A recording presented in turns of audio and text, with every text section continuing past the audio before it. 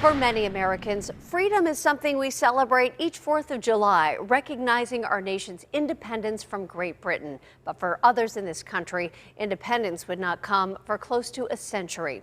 Only on KDKA News at 5 o'clock, Royce Jones shares the significance of Juneteenth and why historians say preserving the history of it is vitally important to both our present and our future. Most modern textbooks mark the abolition of slavery with the Emancipation Proclamation of 1863. But the fight for freedom would continue for years to come, leading to the day we now recognize as Juneteenth.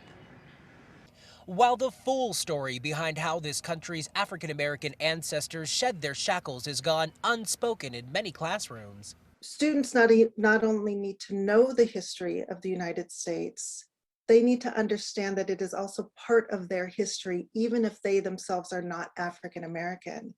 Juneteenth is something that's always covered in Duquesne University history professor Dr. Robin Chapdelain's classroom. We will never understand the plight of African Americans today in U.S. society if we don't take seriously our past and the struggle of African Americans. January 1st, 1863, Abraham Lincoln's Emancipation Proclamation takes effect, freeing those enslaved in Confederate states. Union soldiers spread the news by reading the proclamation on plantations as they marched across the South. But in some states, that message wouldn't be heard for more than 2 years. If it wasn't for the presence of the Union Army in Texas in 1865, then who knows how long slavery could have continued to exist.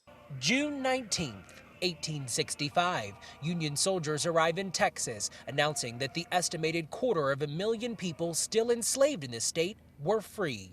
So Juneteenth became that Texas thing that spread throughout the rest of the country and sort of took on the past freedom celebrations of Haiti, the slave trade, the British West Indies, and so forth, and sort of wrapped all that up into this Black freedom celebration.